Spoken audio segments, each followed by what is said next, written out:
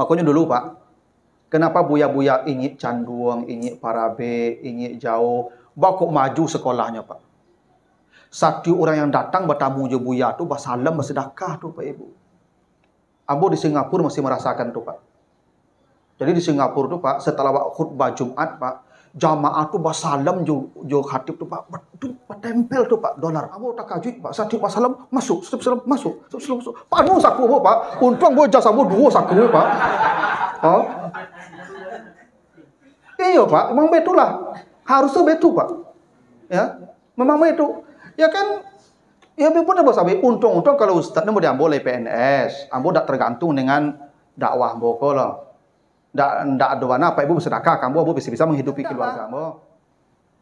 Sementara mereka berkewajiban untuk melayani umat ko, yang menyampaikan kebaikan siang malam. Maka perintah Allah begitu. Kalau mau berkonsultasi dengan ustaz itu, bersedekahlah dulu. Itu makanya saya sering, walaupun sampai ke jamaah, ke pengurus masjid, besok apa-apa pengurus, kok tiba ustaz tu salami agen amplop tu langsung. Jangan sudah ceramah baru dia gini. Kok lupa ke ibu? Lah pulang ustaz kau. Tentu ustaz kau lah. Kau kan dikeci ananta, nak kan dikeci ananta gitu ya. Iya. Cok kejadian tu Pak. Iya. Sudah dulu lah tiba di rumah, telepon Pak Ustaz, mohon maaf Pak Ustaz, tadi amplop tak tekanan, makanya kecek Ustaz tadi, besok-besok salah Pak, hanya, enggak Ustaz, bela bercari ke rumah, kan, ya, makanya di agen begitu tiba, agen langsung, enggak, ambo kok besok aja boleh tolong Pak, ambo enggak, ikut menyampaikan ke yang lain.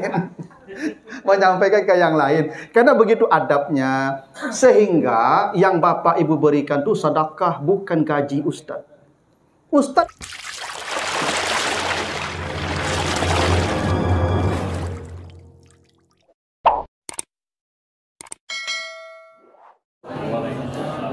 Alhamdulillahi Rabbil Alamin. Assalatu wassalamu ala asrafil anbiya'i wal mursalin wa ala alihi wa ashabihi ajmain. Bapak, Ibu-ibu, sidang taklim yang dimuliakan Allah, kembali kita bersyukur kepada Allah atas segala karunia-Nya. Salawat dan salam untuk Nabi kita Muhammad sallallahu alaihi wasallam.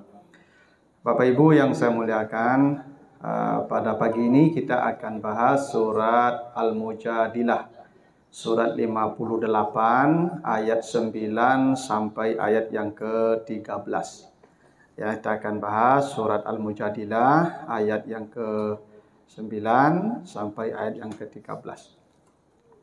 Kita baca dulu ayatnya, ayat yang ke-9. A'udzubillahi minasyaitonirrajim. Ya ayyuhallazina amanu iza tanajaitum fala tatanajau bil ismi wal udwan wa maksiatir rasuli wa tanajau bil birri wat taqwa wattaqullah allazi ilaihi tuhsyarun. Kata Allah, hai orang-orang yang beriman, apabila kamu berbisik atau mengadakan pembicaraan rahasia, maka janganlah kamu berbisik untuk perkara dosa dan permusuhan dan maksiat kepada Allah dan Rasul. Dan berbisiklah kamu dalam konteks kebaikan dan ketakwaan, dan bertakwalah kepada Allah yang kepadanya kamu dikembalikan. Nah itu ayat 9-nya. Ayat ini Bapak Ibu, ya, surat Al-Mujadilah ayat yang ke-9 sampai ayat yang ke-13 ini adalah ayat yang mengatur tentang adab saat berada di majlis ilmu, ya, di majlis zikir seperti kita sekarang ini. Jadi Bapak Ibu kalau datang ke majlis ilmu itu ada adabnya, ada ketentuannya, ada aturannya. Sebab menghadiri majlis ilmu ini itu bukan amal ringan Bapak Ibu.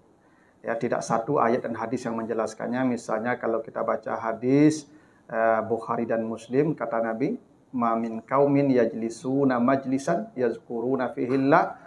Tidak ada satu kaum pun yang duduk berkumpul di majlis-majlis zikir, mereka diingatkan dengan ayat-ayat Allah, kecuali pertama kata Nabi, hafathumul malaika, para malaikat memintakan ampun kepada Allah atas dosa mereka. Hingga kalau mereka keluar, pulang, meninggalkan majlis itu, para malaikat berteriak dari langit. Wa yunadi munadin minas sama, kumu maghfurin. Pulanglah kalian, semua dosa kalian telah diampuni oleh Allah. Itu satu hebatnya Pak. Jadi setiap Bapak Ibu hadir di majlis, itu keluar dalam keadaan bersih. Semua dosa diampuni, kecuali syirik, kecuali hutang. Ya, kalau hutang dan syirik tidak bisa lunas. Kalau syirik taubat, kalau hutang bayar. Ya, jadi Bapak Ibu antuk-antuk saya hutang lagi. Ya. Nah, yang kedua, ghasyiyatuhumur rahmah, Allah curahkan rahmatnya. Rahmat Allah itu kata Nabi, tidak ada orang bisa masuk surga dengan amalnya. Sebanyak apapun amalnya. Kalau dengan amalnya dia masuk surga, tidak akan bisa. Apa yang membawa orang masuk surga kata Nabi? Rahmat Allah. Makanya orang kalau mati doanya Allahumma gfir lahu warhamhu. Karena boleh jadi dia tidak punya amal itu. Boleh jadi tidak ada amalnya. Tapi ketika kita mintakan rahmat Allah untuknya, dengan rahmat itu dia masuk surga. Tidak dengan amalnya. Karena ada orang begitu, tidak punya amal tapi masuk surga. Kenapa? Rahmat Allah dapat. Nah, rahmat Allah itu ada di sini, ya, di majelis ilmu. Yang ketiga, nazalat alaihumus sakinah, diturunkan ketenangan hati. Ibu bapak kalau ada masalah, banyak kacau, maka duduk di majelis itu solusinya. Allah turunkan ketenangan hati. Nah, yang keempat, wa zakarallahu fiman indah, dibanggakan Allah di hadapan para malaikat. Itu kalau ada adab. Tapi kalau Bapak Ibu tidak beradab ada di majelis ini, tidak mengikuti standar yang diajarkan Allah dan Rasulnya, maka boleh jadi duduknya di majelis ini menjadi maksiat, menjadi dosa. Makanya penting setiap orang yang menghadiri majelis itu tahu adab-adab belajar di majelis. Makanya dulu sebelum belajar tahu adab dulu. Dulu kita begitu Pak, kalau belajar itu adab dulu sebelum ilmu. Karena kalau belajar gampang Pak, tapi beradab tidak gampang. Maka supaya ilmunya dapat barakah, maka diajarkan adab-adab dulu. Maka ayat ini mengajarkan tentang adab di majelis ilmu.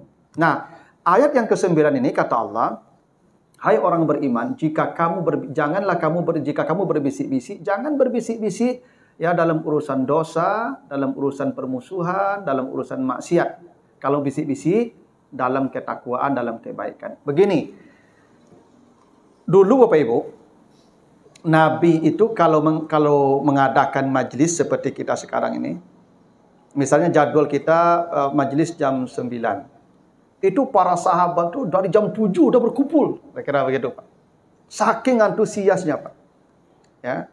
Jadi kalau jadwalnya jam 8, maka sudah datang sebelum itu. Semua sudah berkumpul. Jadi Nabi jadwalkan jam sekian, mulai. Gitu. Anda kayak kita sekarang, Bapak Ibu, kalau banyak kita sekarang kan, Ustadz ko lah tibo, dan jamaah ko, bimbo-bimbo baru ya. Ya Pak. Coba cari acara-acara hari besar Pak. Misalnya Isra Mi'raj.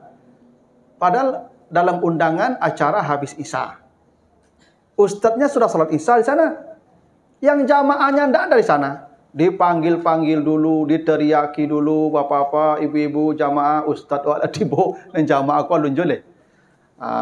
Jadi yang seperti ibu-ibu, bapak-bapak barusan itu ada pas tuh. Sabalu nambo tibo, belum duduk sih kok. Memang begitulah adabnya Bapak Ibu. Jangan sampai guru ko dulu tibo dah Pak. Lah sajam lo ustadz ko manung-manung dan jamaah aku alunjole tibo. Kok sekali kok ambo dalam ibu selama so ambo menunggu enggak. Tanya Pak Ketua selama kok ambo nunggu enggak? Iya. Ini dah ada janji tadi, ya kan, ada lampe. Tapi hebatlah begitu. Jadi sebelum ustadz datang, ibu bapak sudah siap. Makanya dulu Bapak Ibu kan gini. Kalau kita di sekolah dulu ya. Kalau guru datang masuk kelas, kan tangan dilipat di meja. Itu kita artinya sudah standby sebelum guru masuk kelas. Ini yang sudah banyak hilang di tengah masyarakat kita. Ustaz ko lah dulu tibo, lah sajam lu ustaz ko duduk dan jamaah aku baru tibo cie-cie. Makanya Pak Ibu, kini ko acara-acara di masjid misalnya dijadwalkan jam 8, jam 9 baru mulai itu. Nah, menunggu dulu. Harus kan tidak begitu. Kalau adab kita ke guru, adab kita ke majelis duluanlah datang. Itu sahabat begitu dulu. Nah, lalu, kadang-kadang Nabi kan agak terlambat datang karena memang urusannya banyak. Ya, Nabi kan tidak hanya orang ini aja yang diurusnya, istrinya diurus juga, keluarga diurus juga, yang lain diurus juga. Kan Nabi itu istri aja berapa? 9 ya. Awak kan saya banyak urusan, apalagi 9 nggak diurus dah, Pak. Ya banyaklah urusan Nabi itu, Pak. Kadang mau datang ke majelis, istri satu manggil lagi, ya kan datang lagi, istri mau manggil lagi, kan diselesaikan dulu urusannya. Maka Nabi itu kadang-kadang agak terlambat datangnya ke majelis. Nah, sahabat-sahabat yang ngumpul tadi, yang kayak kita sekarang ini, menjelang Nabi datang ke majelisnya, itu ada yang bisik-bisik. Nah, itu ceritanya tuh, Pak. Mereka ini kau Pak dulu dakik-dakik kan, akan ada kelompok-kelompok tuh. Ini kelompok 1, kelompok 2, kelompok 3. Bisik-bisik. Maka kata Allah, jangan berbisik-bisik di majelis. Tak boleh. Jadi Bapak Ibu kalau sama-sama dekwa, bicaralah yang didengar oleh orang banyak. Kalau kita berada di satu majelis, satu tempat duduk bersama seperti ini, ya, sebelum cara dimulai nih, sebelum ceramah dimulai, Ibu Bapak kalau mengadakan pembicaraan nanti dengan kawan, tidak boleh bisik-bisik. Karena bisik-bisik itu kata Allah dosa, permusuhan, maksiat. Ibu duduk mendekwa 1, 2, 3, 4, 5 ini ya. Lalu ibu berbisik nombor 2 dekat tembok. Ibu yang sebelah tu nya merasa tu keceknya. Lain tak ada ni kecek tu. Tak ada. Sebab kalau bisik-bisik pasti ibu curiga. Dia makanya bisik-bisik kan kena ndak baik sebenarnya tu. Kalau pembicaraan baik pasti tak bisik-bisik dia. Makanya dia berbisik-bisik karena pembicaranya ndak baik. Maka wajar orang tu berburuk sangka. Tapi orang berburuk sangka itu kan tidak baik, dosa. Kenapa dia berburuk sangka? Karena ibu berbisik-bisik. Makanya ibu yang bisik-bisik itu berdosa. Karena memunculkan orang lain berdosa pula. Memunculkan pula dosa pada diri orang lain. Karena berburuk sangka kan tidak boleh. Dan dia berburuk sangka itu kan karena ibu. Karena ibu yang bisik-bisik. Itu makanya ibu-ibu kalau kau bisik-bisik, misalnya gini kan, ibu kan mengecekan urusan keluarga ibu tu. Tak mengecekan ibu sebelah ke lo. Ya kan, mengecekan keluarga ibu tu, tolong ibu kau kecekan ke anaknya atau ke kakaknya atau ke adiknya, ada yang salah ke rajonya, ibu ingin mengecekan tapi mungkin datang ada orang lah kan. Ibu minta izin ke kawan sebelah. Bu, ambo ada hal penting yang kamu sampaikan ke ibu kau terkait urusan keluarga beliau. Ambo berbisik ke beliau deh, izin deh. Anda boleh ibu tawilah. Ah, tu aman ibu tu. Tapi jangan ibu tinggalkan saya beliau sendiri. Ibu dah bisik-bisik sebab tu. Dah bisik-bisik tu cari dah kurang. Mungkinlah curiga orang lah. Ya tu. Ibu sudah bisik-bisik tu mereka kurang ah. Bisik-bisik. Ambo mana curiga ambo tu. Kadang-kadang tu jamaah kau nya bisik-bisik tu jelik ke ustaz. Bisik-bisik jelik ke ustaz. Kan duganya macam-macam. Bisa jadi ibu kau dan kalau ustaz kau ceramah malih dan pak tu nyo salah sewa sador ini ada tahu kan bisa jadi begitu atau bisa jadi ustaz kok namu tidak menambah orang rumah kan bisa jadi begitu dah kan macam-macam dugaan begitu tahu ya kan macam-macam. Kalau ibu bisik-bisik tidak boleh bisik-bisik di majelis. Kalau nanti ibu mau bicara berdua jangan di dekat orang ramai. Itu adabnya begitu tuh. Ibu sedang ada ceramah pengajian, ibu tidak boleh bisik-bisik loh. Pertama ibu kalau bisik-bisik, ustaz tu pastinya merasa begitu mah. Lain dah ustaz kau yang dibicarakan. Kan macam-macam begitu yang dibicarakan tu mah. Nah, ustaz tu berdosa karena ibu pun berdosa karena menyebabkan orang berdosa. Makanya ibu-ibu kalau ada di majelis model ini kau jangan berbisik-bisik. Selesaikan ceramah dulu, baru di belakang komentar. Ya kan, ambo pengajian ustaz tadi ada yang kurang setuju dah ambo. Itu menurut baca nambo tak mau itu loh, tapi ambo sagan tadi menyangka ada orang ramai, tu boleh nak apa-apa. Ya. Tapi kalau di depan di bungku ambo bisik-bisik, walaupun pengajian ambo tak ketujuh, tapi bisik-bisik berdua, ambo beku terpancing ambo untuk berburuk sangka di hati ambo. Dan ambo berdosa. Ibu pun berdosa juga. Itu kenapa kata Allah, wala tatanajau bil ismi, berbisik-bisik itu dosa. Ibu kalau tidak ketujuh, nanti ada kesempatan untuk interupsi, untuk bertanya. Tapi jangan bisik-bisik. Itu penyakit ibu-ibu. Tak memang berbisik-bisik kau apa ada cik-cik. Tapi yang paling banyak suka berbisik kau. Ibu kalau lama dakik duduk pak ndak kau berbisik tak ada cerita lah pak. Allah akan tahu kau. Makanya apa-apa ada jo. Makanya ini ayat turun karena memang kau perangai orang di majlis. Memang begitu. Coba perhatikan kalau ramai duduk di majlis itu pasti ada yang berbisik-bisik. Tak boleh bisik-bisik itu. Dengar dulu, tidak setuju dengan kata ustaz itu nanti bertanya. Tapi jangan berdiskusi tentang ustaz itu selama dia berceramah. Itu kategori tanajau, najwa namanya itu, bisik-bisik. Dan itu kata Allah al-ismu, itu namanya udwan, itu namanya maksiat. 3 disebut Allah itu. 1 dosa, 2 permusuhan. Pasti hubung ambo kalau ibu bisik-bisik itu mencalik-calik ambo tu bisik-bisik. Ambo besok mungkin tak mencari ibu tak respect ambo boleh. Ya tak? Bos ibu ambo tanda ibu tu, ya kan? Ku ibu ku suka penguncang ambo macam itu. Kan tak harmoni hubungan itu. Ibu kalau ibu bisik-bisik tu orang sabalah ibu tu pastinya dan tak kerakitnya besok dah. Betul. Awak akan jadi kambing kecongek sini. Dah je ya. Nah ibu, jangan ajak ibu mengecek lah. Nyasik saya mengecek berdua. Ibu memandang saya rakitnya. Besok ibu dah mula rakit duduk itu. Kan permusuhan namanya itu. Jauhan namanya itu. Itu kenapa tatana jauh itu kata Allah al-ismu, dosa. Al-udwan, permusuhan. Yang ketiga maksiat. Ya. Kedurhakaan itu. Tak boleh. Makanya ini adab namanya Pak Ibu. Jadi selama majlis itu berlangsung, ibu bapak dengar saja dulu. Dengar. Ada yang tak pas, catat dulu. Nanti konfirmasi lagi. Tapi jangan diskusikan dengan orang sebelah. Menurut ambo danga, tak mau itu lah ustaz tu salah tu. Ya kan? Eko ustaz kau tak cocok awak pengajian kau. Tu tak boleh tu ibu. Iyalah. Dan itu banyak ibu adab orang itu perangai orang di pengajian model tu. Mendiskusikan ceramah ustaz tu di tengah ceramah berlangsung. Akhirnya dia nanti tak memahami utuh penjelasan ustaz tadi. Karena lah situ berdiskusi. Itu namanya najwa tadi. Dan itu dosa dalam majlis.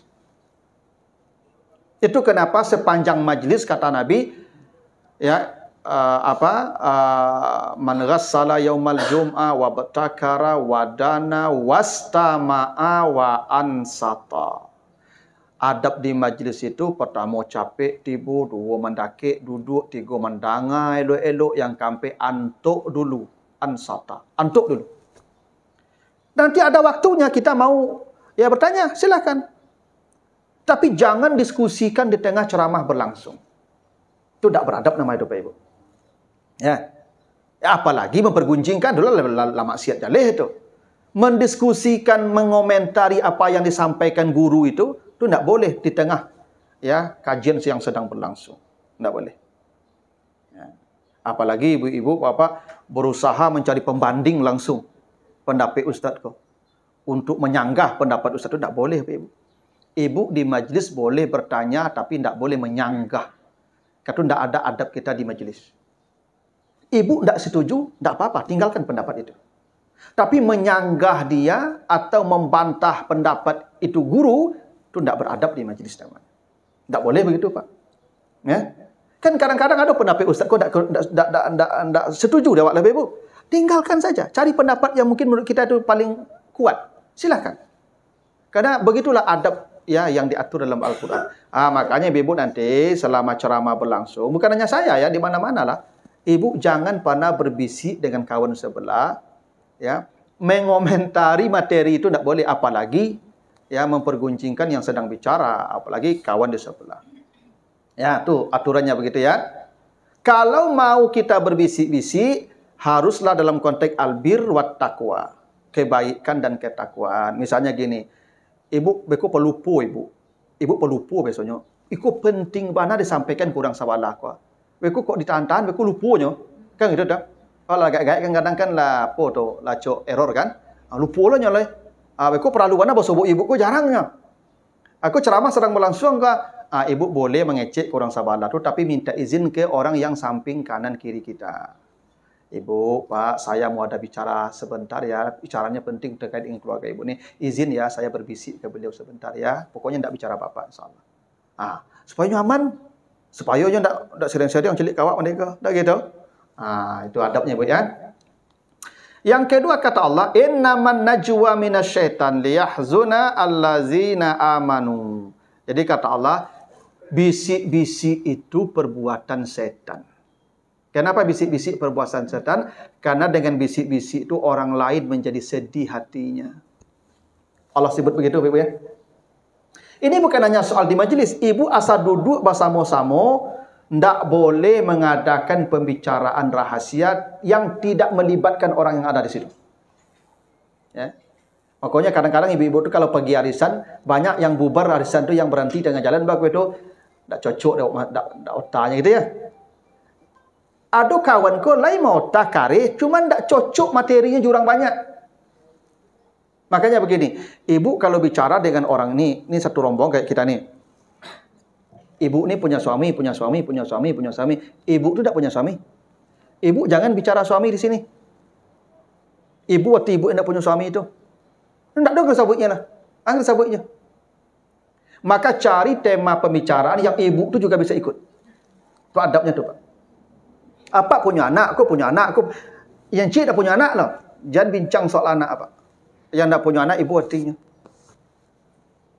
Itu saja dilarang di majelis. Ya. Maka kalau Bapak Ibu bicara, ajak semua orang bicara. Bukan hanya mengajak dia bicara, cari temanya yang semua orang bisa mengikutinya. Itu adab di majelis, Pak. Kalau kumpul sama-sama, itu otak tu, Pak. Kalau nak beku ibu artinya. Ya dek lain kalian mah. Itu syeknya tu mah. Ya nak? Itu tak boleh. Lalu selanjutnya kata Allah ayat yang ke-11, ya ayyuhallazina amanu idza qila lakum tafassahu fil majalis fafsahu yafsahillahu lakum. Hai orang yang beriman, jika dikatakan kepadamu berlapang-lapanglah di majlis, berlapang-lapanglah, Allah akan melapangkan dirimu. Begini, dulu Bapak Ibu, Nabi itu kalau ngadakan ceramah seperti kita sekarang, itu sahabat itu berdasak-dasak ke mulut Nabi. Ya, semua berdesakan, Pak. Sehingga Nabi ini sudah susah pula bernapas. Karena semua mendesak Nabi. Ya, sehingga kita sudah berebut oksigen. Nah, itu Masjid Nabawi kan sekarang kini nih, Ibu. Ketek kan. Itu berdasak-dasak. Memang begitu sahabat tu antusias sebenarnya. Beda sahabat jawab kini tu. Kalau sahabat Nabi ceramah, sadonya basasak kan Nabi. Kalau kini enggak, ceramah Ustaz itu sepanjang tembok itu saja apa ya. Makanya aku sabarnya lebih senang berceramah di musala sekarang ku. Ya ke tembok mana lagi aja Bu. Ya. Tapi kalau di masjid raya tu Bu, di orang duduk sepanjang tembok tu sih. Baalah kok payah bana mendaki ke Ustaz kau Pak. Enak. Memang rumit majak orang Pak. Celah Pak hari Jumat itu Pak. Harusnya kalau tiba dulu duduk di saf pertama.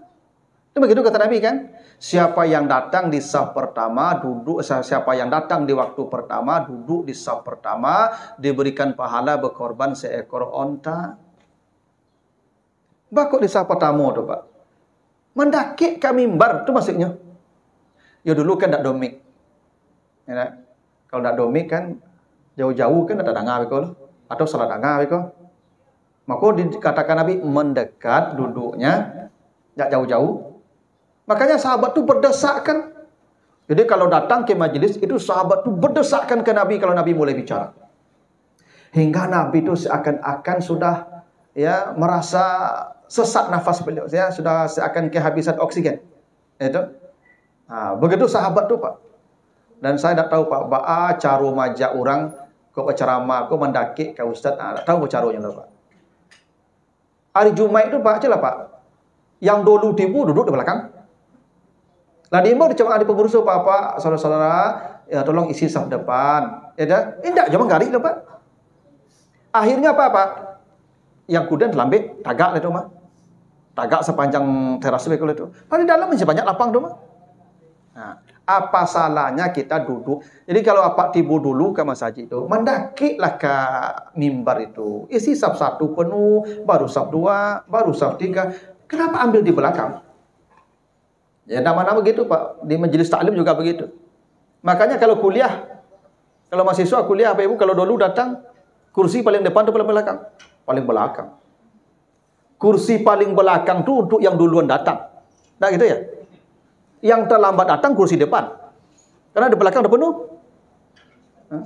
Bakok ketujuh yang di belakang tuh Ibu. Karena ada sebuah apa Ibu ya? Secara psikologi, orang kalau memilih duduk jauh di belakang tuh tanda ingin tak serius. Itu psikologinya tuh. Mungkin nyok lalu bagai, mungkin kamu junju bagai, mungkin kamu main HP bagai, tak apa. Kalau mendakik ke ustaz tidak bisa main HP, tak bisa bergara-gara, tak bisa lalu-lalu, mendakik mah. Jadi kalau mendakik itulah ada keinginan serius. Memang begitu. Dan begitulah sahabat dulu.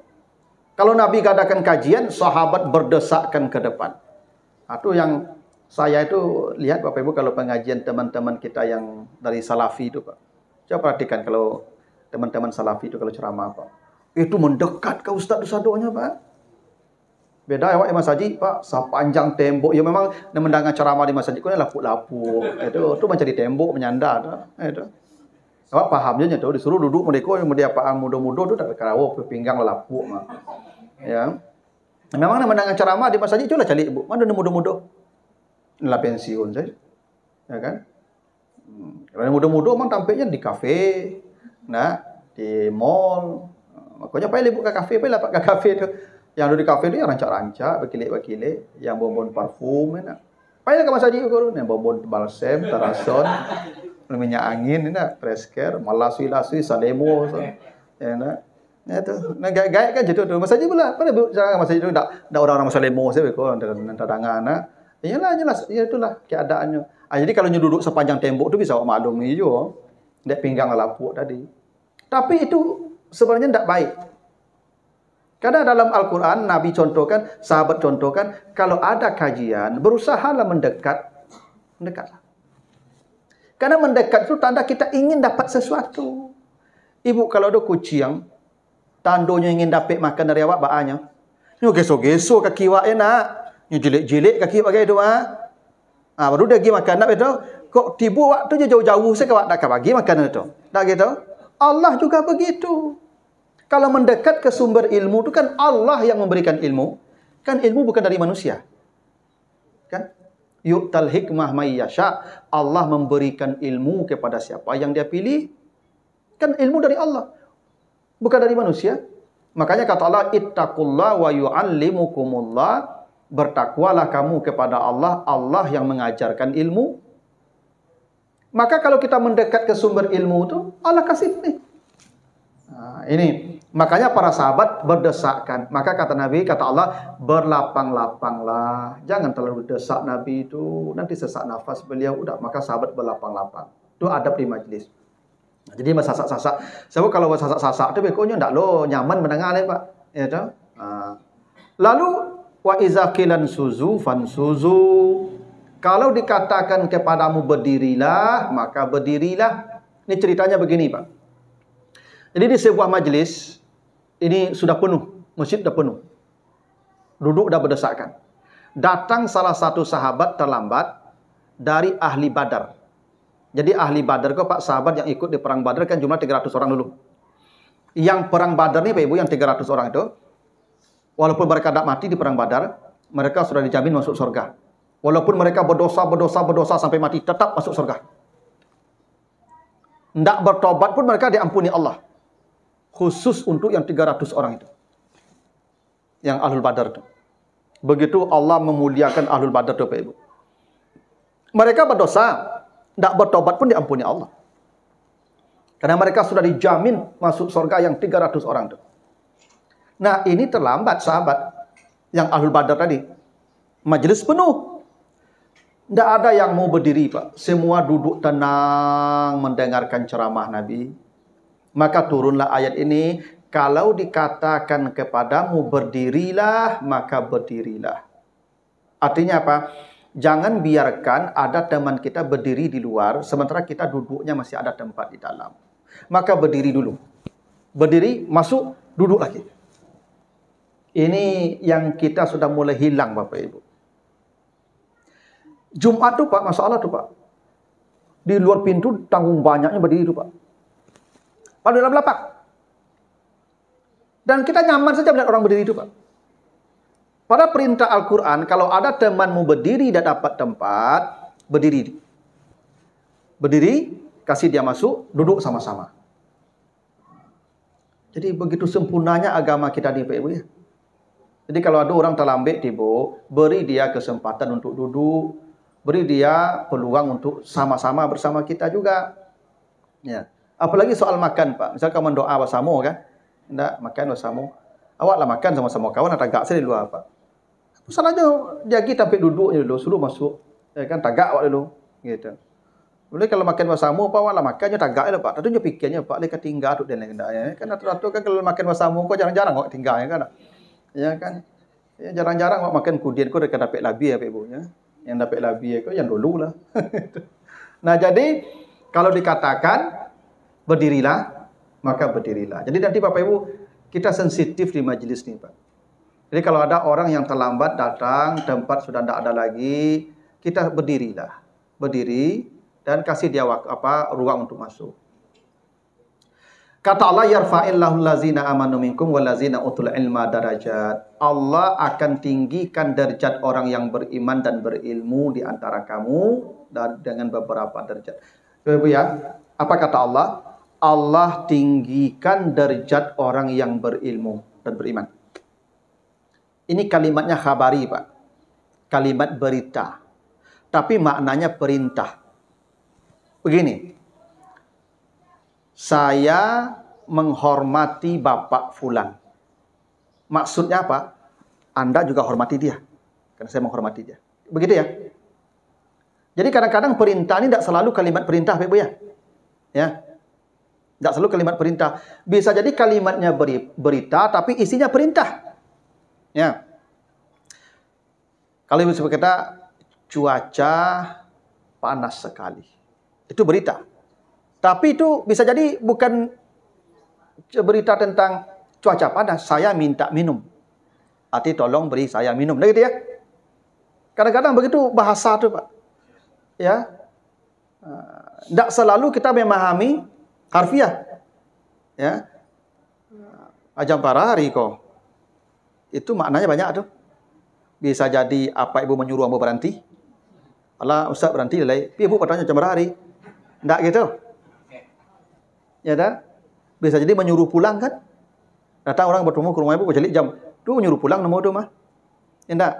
Ibu bertanya jam tu menyuruh pulang tu mah. Atau bisa jadi dia mengecek, parunya lapar, makan oleh. Jam berapa kok? Atau makan bisa jadi gitu kan? Nah, makanya bahasa tu begitu Pak. Jadi Allah mengatakan Allah tinggikan derajat orang yang berilmu. Maksudnya apa? Kalian juga tinggikan orang berilmu.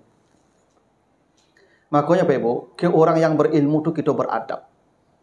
Beradab. Maka Nabi Musa, kurang hebat apa Nabi Musa Pak? Bicara dengan Allah, terima Taurat, terima suhuf. Tidak ada Nabi sebesar dia yang diutus kepada Bani Israel Pak.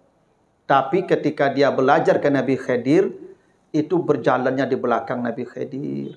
Bolehkah saya mengikuti engkau supaya saya bisa belajar kepada engkau? Itu Nabi Musa begitu Pak. Bermohon tolong ajarkan saya.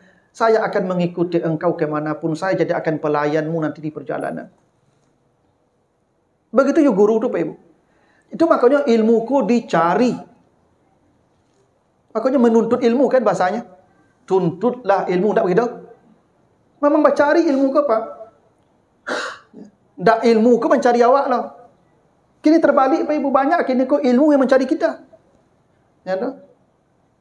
Yang murid seperti tak butuh. Itu makanya guru itu Pak Ibu. Ada 3 tipikal guru itu Pak.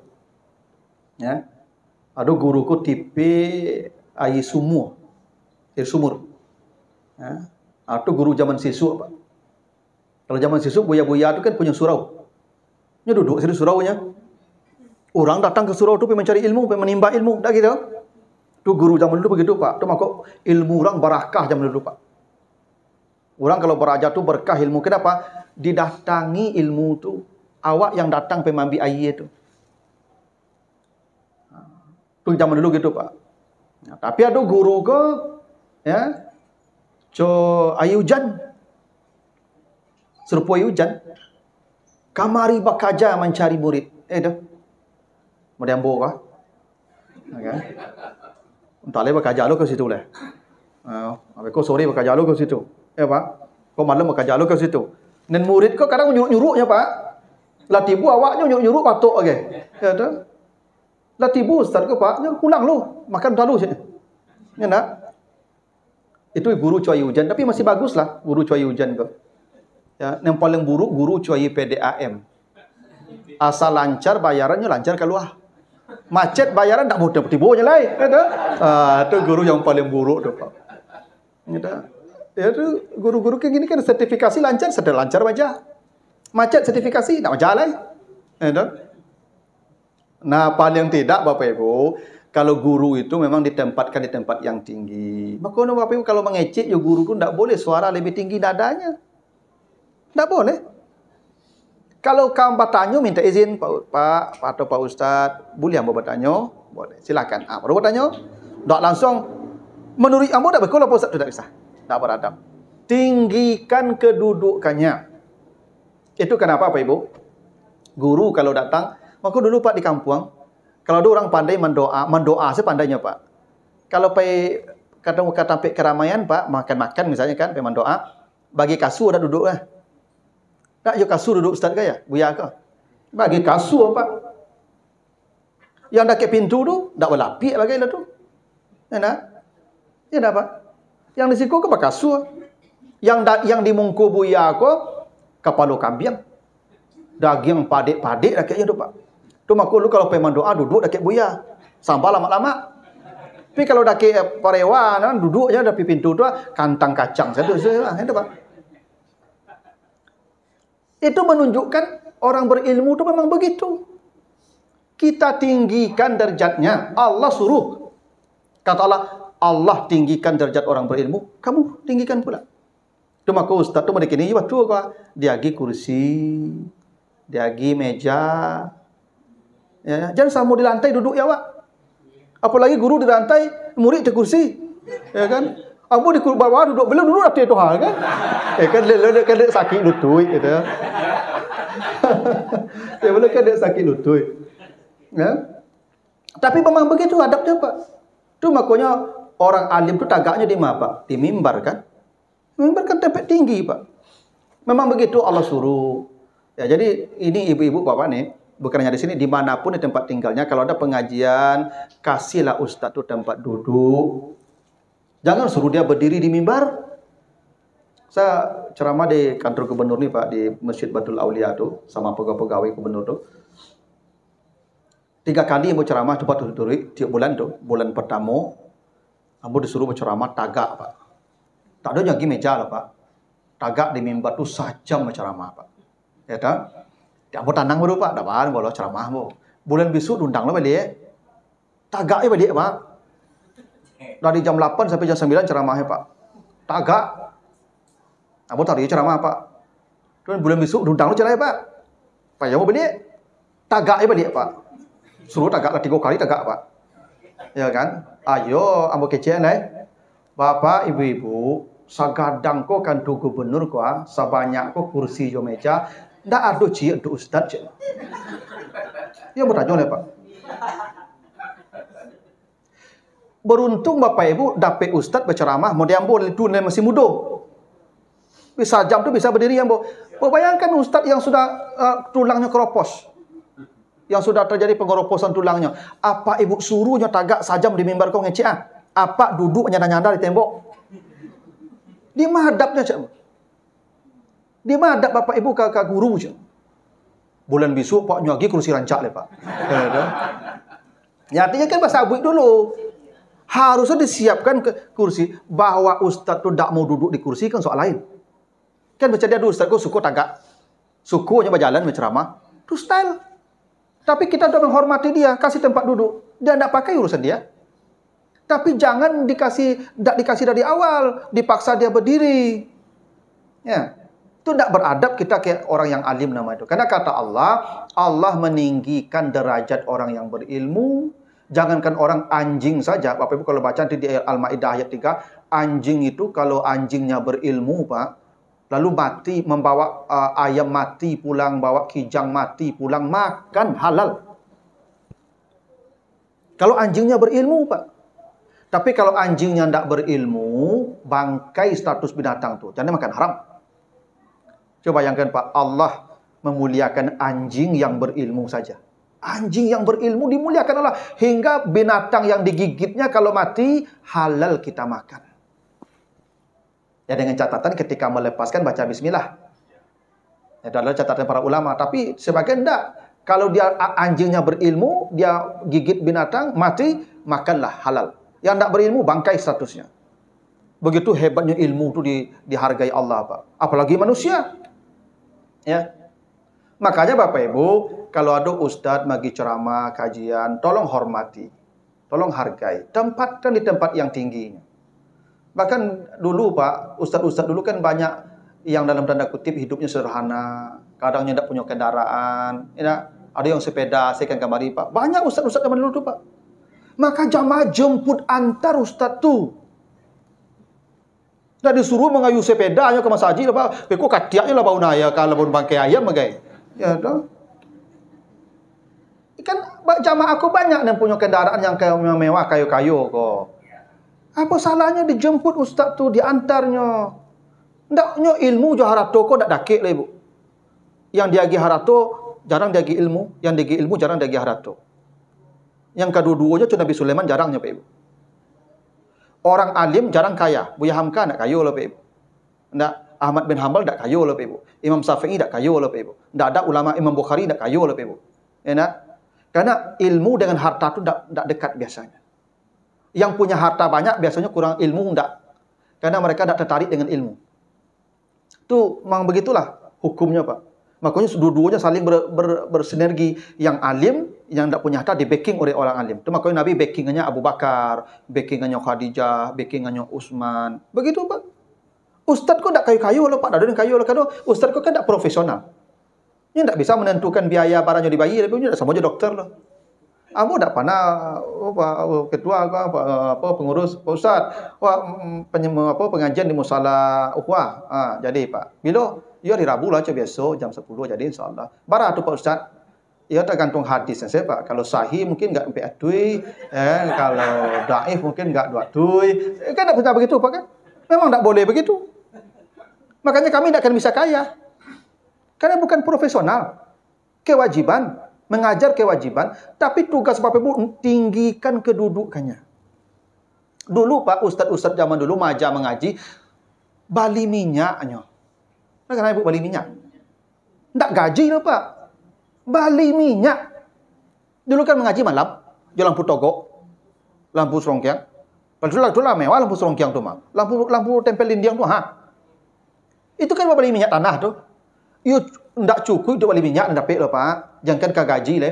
Tapi guru tu dihargai. Kalau nyoberang karena anak kuah, orang gaeknya malu batobo guru tu betul.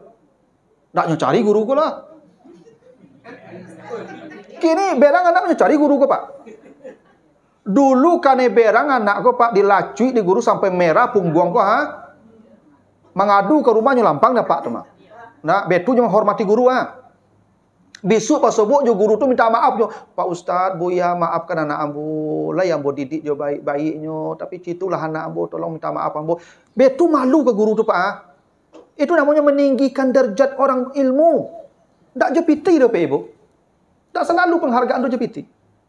Tapi tempatkan. Maka di kampung Pak Ibu, guru-guru mengaji Pak Ibu, sawahnya, siapa yang mengarajun sawahnya? Wali muridnya. Mulai membajaknya, menyikiknya, menanamnya, bas tu induk sedar tu mah sampai memanennya. Dan guru ko tinggal terima bari berasi saja. Nak begitu? Itu kampung situ Pak. Memang mereka tidak digaji banyak, tapi mereka dimuliakan. Ini yang sudah mulai bergeser Pak. Cuma kok kini guru-guru kini kok nyolah patis Pak. Bakat tuang lah, pandai-pandai yang bodoh-bodoh yang dan masalah dia jadi dak kurang lah nya. Bakat tuang lah. Itu nyolah Pak. Cuma kok dulu tuh Pak murid-murid tuh yuk guruku yuk mana dake. Kadangnya tulus. Murid pun tulus lo mencari ilmu. Guruku dihormati mana? Hingga kalau keluar guruku di pintu dah bambian terompanya dak betul dulu. Ambo tak ambil sepatu ambo lah Pak, jangan selapan lah Pak beko. Pulang beko ambil sepatu ambo kan. Dulu cuy itu. Begitu orang hormat juga orang alim ku ke guru tu ha.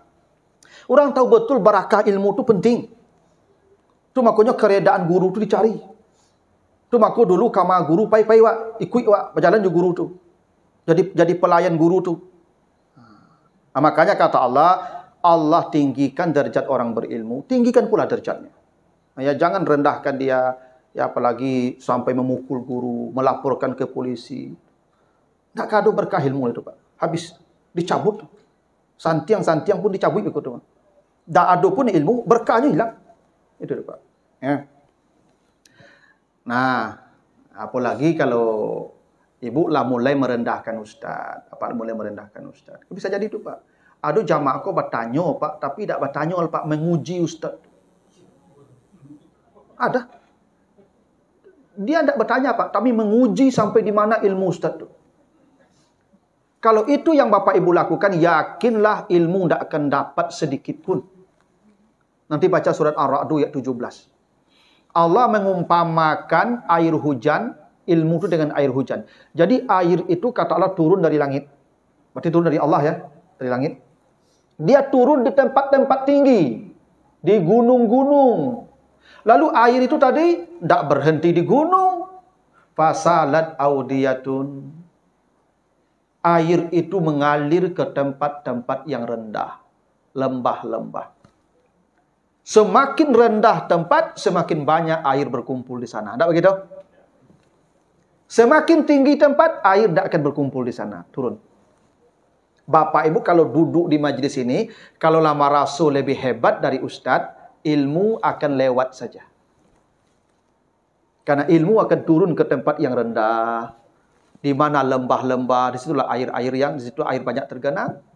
Maka penting makanya tampil duduk awak rendah dari ustaz, bicara awak rendah dari ustaz. Kalau bertanya awak karena memang tak paham, bukan karena menguji, itu bukti kita tawaduk. Ini karena anak awak penting awak ajarkan kau Pak. Kau adab model kau mulai kurang di anak-anak kini kau Pak. Ya, yang tak ada adab ke guru le Pak. Tak diajar. Ya. Nah, makanya kata Allah tinggikan derajat mereka.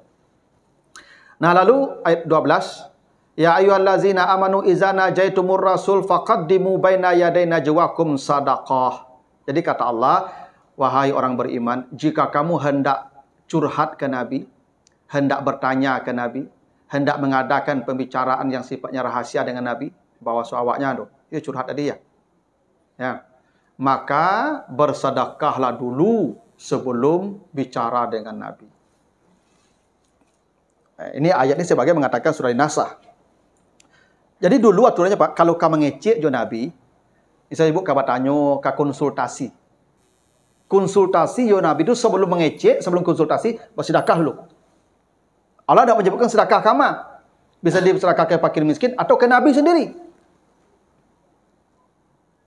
Jadi ibu, kalau ka konsultasi jo Ustaz, sedekah ke Ustaz itu dulu. Bukan sedekah kamu, taklah. Itu begitu Allah suruh. Ya toh? Bawa begini Pak, dulu bayangkan Pak, Nabi satu-satunya tempat bertanya. Semua orang datang bertanya ke Nabi dari pagi sampai malam. Nabi punya keluarga. Siapa yang kasih makan keluarga beliau nanti? Maka sedekah itulah. Jadi Ustaz yang ibu kasih ke Ustaz tu ndak gaji je tu, ndak honor, sedekah. Makanya sedekah kan tak ada batasnya. Kalau gaji profesional, ada kesepakatan di awal, ada kontrak di awal. Bahkan adabnya Pak, sebelum Ustaz kau berceramah, dia pergi amplop dulu. Iya model tu Pak. Pak kalau sudah ceramah, itulah gaji biko tu mah. Berarti ceramah dulu, baru dapat. Tak begitu? Tak sedekah nama Pak. Kalau sedekah kan ada syarat. Pokoknya saat tiba Ustaz salam, gamblok lu. Baru minta ceramah, baru minta tausiahnya. Ya enggak? Sebab kalau lu diagi mereka gampang mereka, lah izin sadonya lah. Ya enggak? Padahal Ustaz kau tiba sih kau. Jamaah lari, pengurus lari. Tu Ustaz kau paitanya lah. Tapi kalau dia agir sedekah, lari-lari lah. Ustaz kau pulang lah, dah balu, aman. Ya enggak? Ini perintah Bapak Ibu ya. Kata Allah, bila engkau ingin berkonsultasi dengan Nabi, maka bersedekahlah sebelum berbicara dengan beliau. Karena begini Bapak Ibu, ya kan saya ceramah dari pagi sampai malam menghadapi jamaah sini, jamaah sini, jamaah sini. Beruntung saya kalau pegawai negeri. Ustaz tidak pegawai negeri Bapak Ibu. Hah? Dia punya anak istri, anaknya sekolah, istrinya butuh badak bagai. Ya kalau dalam badak istri Ustaz tu mereka tu jamaahnya rancak-rancak. Yang orang rumah kusuk-kusuk itu hari. Tadi Ustaz kau lebih senang ya penceramahnya pada rumah lah. Ya Pak. Iya. Maka tugas jamaah bersedekah dulu ke Ustaz itu. Walaupun di sini tidak disebutkan ke nabinya bersedekah ya, umum. Ya boleh ke yang lain, boleh ke nabi. Kan tidak ada disebutkan siapa objek sedekahnya. Tapi perintah Allah, kalau kau ingin konsultasi dengan Nabi bersedekah. Coba yang Bapak, dulu dari pagi sampai malam tidak berhenti orang mendatangi Nabi. Dan Nabi tidak bisa menolak. Pak, ambo kape majar dulu, ambo kape ke kampung. Tak ada Nabi betul loh. Kalau ambo apa Ibu, ambo bisa. Pak, ambo dari jam sekian sampai jam sekian mengajar Pak Setelah itu baru Pak bersobok jambo. Nabi tidak ada Pak. Nabi melayani manusia dari pagi sampai malam. Sementara dia punya istri. Manusiawi itu Pak. Maka semua yang berkonsultasi dengan Nabi itu bersedekahlah ke Nabi. Makanya dulu Pak, kenapa buya-buya ingin canduang, ingin parabe, ingin jauh, bakok maju sekolahnya Pak. Satu orang yang datang bertamu je buya tu bersalam bersedekah tu Pak Ibu. Ambo di Singapura masih merasakan tu Pak. Jadi di Singapura tu Pak, setelah khutbah Jumat Pak, jamaah tu bersalam jo khatib tu Pak, betul bertempel tu Pak dolar. Ambo tak kajut Pak, satu bersalam masuk, salam masuk, masuk. Panu saku Pak, untung gua jasa ambo dua saku Pak. Oh. Iya Pak, memang betul lah. Harusnya betul Pak. Ya, memang betul. Ya kan, ya pun dah sampai untung-untung kalau Ustaz ni mau diambil oleh PNS, ambo tak tergantung dengan dakwah boko lah. Ndak ada mana Pak Ibu bersedekah, kamu bisa menghidupi keluarga kamu. Yang ndak Pak. Sementara mereka berkewajiban untuk melayani umat ko, yang menyampaikan kebaikan siang malam. Maka perintah Allah begitu. Kalau mau berkonsultasi dengan Ustaz itu, bersedekahlah dulu. Itu makanya saya sering, walaupun sampai ke jamaah, ke pengurus masjid, besok apa-apa pengurus, kok tiba Ustaz itu salami agen amplop tu langsung. Jangan sudah ceramah baru dagian. Kadang ada pengurusku lupa ke Ibu. Lah pulang Ustaz kau. Dan Ustaz kau lah kau kan dikeci ananta, nak kan dikeci ananta gitu ya. Yo. Acok kejadian tu Pak. Iya. Sudah dulu tiba di rumah, telepon Pak Ustaz, mohon maaf Pak Ustaz, tadi amplop tak terkena, makanya kecek Ustaz tadi, besok-besok salah Pak, hanya, enggak Ustaz bela bercari ke rumah, kan ada pun namanya tu. Ya, makanya di agen begitu tiba agen langsung, enggak, ambo kok besok aja boleh tolong Pak, ambo enggak, ikut menyampaikan ke yang lain. Menyampaikan ke yang lain. Karena begitu adabnya.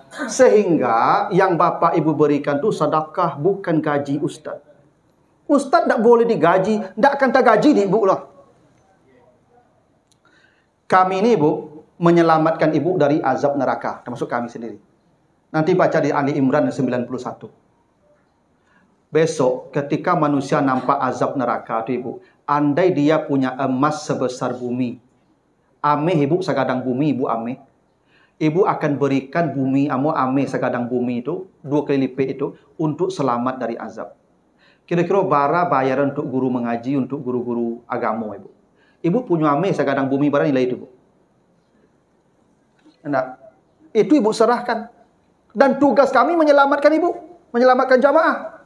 Dan itu pokoknya kami masuk surga nanti, Ibu. Kalau kita masuk surga, Ibu enggak dengan sendiri-sendiri, enggak. Ibu masuk surga dengan kami. Imam-imam Ibu siapa?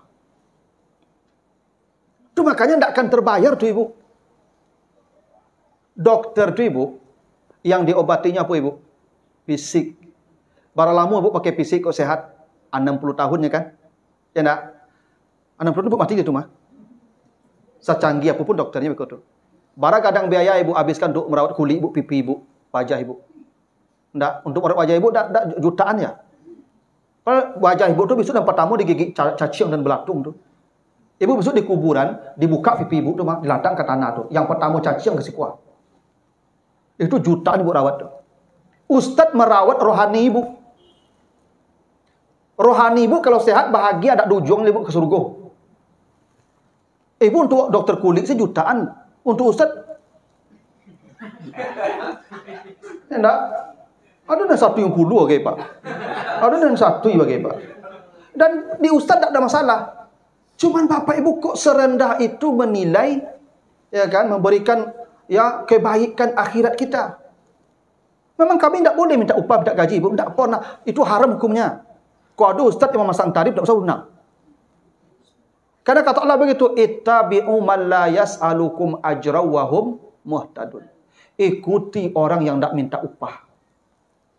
Karena mereka lah yang berhak diikuti, yang tidak minta upah tuh. Yang minta upah, tinggalkan.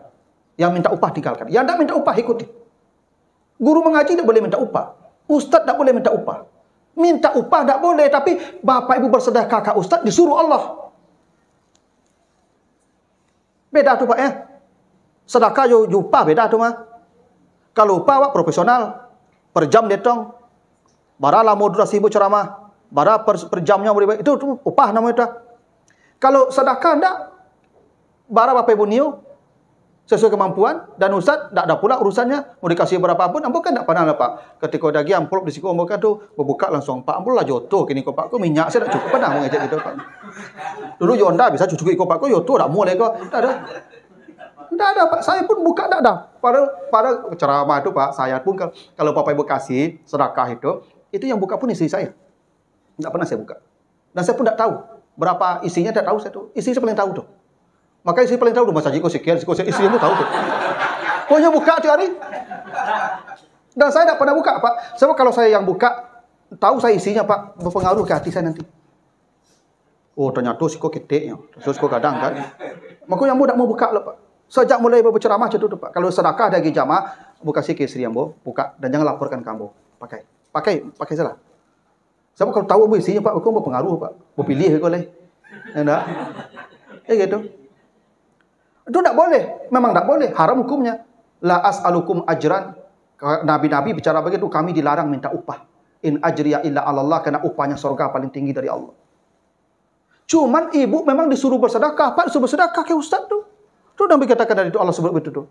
Kalau kamu bicara dengan Nabi konsultasi. Maka faqaddimu baina yadain najwakum sadaqah. Dahulukan sedekah sebelum konsultasi dulu. Tak. Nah, ini Bapak Ibu, ya. Tapi kemudian ini kenapa ayat ini turun? Dulu sahabat kok datang ke Nabi dan kelama dinyo saja Pak. Ndak nyopikin kan Nabi kasih istirahat bagai Nabi ka pakai orang rumahnya bagai datang tanpa henti, maka disuruh bersedekah supaya ndak banyak nanti boleh. Itu dah. Jadi tujuan ayat ini membatasi orang yang berkonsultasi dengan Nabi. Sehingga balik. Ndak banyak orang punya piti dah kan? Satu sebut Nabi serakah kan balik begitu. Akhirnya tidak banyak lagi datang ke Nabi. Sudah terseleksi yang datang bertanya ke Nabi. Tapi kemudian banyak yang merasa terbebani dengan ayat ini. Maka dinasah dengan ayat berikutnya. Ya, Kalau kamu tidak mampu bersedekah, kalau berat kamu bersedekah, Allah Maha menerima taubat. Wa taballahu alaikum, Allah memaafkan kamu. Fa aqimus shalah. Kalau begitu salat sajalah. Wa atuz zakah. Kalau kau punya uang, bayarkanlah zakat. Wa atiullah wa rasulah. Ikutilah Allah dan Rasulnya. Maka itu pun dihapus. Maka tidak ada lagi kewajiban bersedekah kalau ingin konsultasi dengan Nabi. Tapi alasan ayat ini turun, karena memang dulu para sahabat datang serampangan tanpa batas waktu, sehingga Nabi ku tidak punya waktu lagi untuk istirahat, capek Nabi. Dan Nabi tidak akan menolak orang datang. Maka dibatasi dengan sedekah. Tapi ayat ini masih berlaku.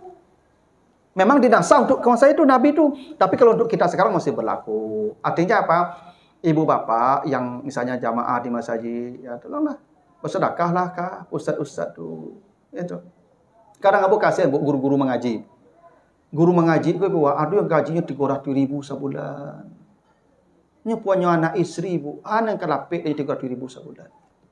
Sama tu mengurus akhirat anak awak tiap hari. Enak. Makanya perintah Allah begitu. Kalau engkau hendak ya mendatangi Nabi, bersedekahlah dulu sebelum bicara dengan Nabi. Begitu. Jadi memang kami tidak boleh meminta ibu ya, meminta itu tidak boleh. Tapi Bapak Ibu diperintah bersedekah, kan imbang sebenarnya itu. Kami tidak boleh meminta, Ibu Bapak disuruh memberi. Kan hebat apa aturannya itu. Ya. Tidak boleh minta. Ya. Memang ada jamaah muka yang patang nelpon Pak Ustaz. Ustaz ku hanya telepon-telepon itu tarwi kami Pak Ustaz. Pak gaji bulan kini Ibu kalau masuk ke rekening lah ya itu. Makanya ibu-ibu paham juga. Ibu tanggal bara misalnya, kan ada ibu pengajian yang sifatnya rutin, misalnya tasin, ada ibu kajiannya misalnya apalah, yang ustaz kok rutin, jadi ibu tak lambe, bersedekah kayaknya, maka sabalun beraja tu sedekah dulu. Ikulah sabulan beraja je ustaz kau namanya ondanya lah banyak habis, alunya tiba sedekah kau le, tu nyo tanya lah, itu wajar saja tu, tapi bertanya tu tak boleh, berarti dia sudah meminta namanya. Dikasih alhamdulillah, nak dikasih tak apa-apa, diam saja, Allah yang kasih nanti. Gitu. Nah, begitu Bapak Ibu ya tentang adab-adab di majlis yang disebutkan di surah Al-Mujadilah ayat yang ke-9.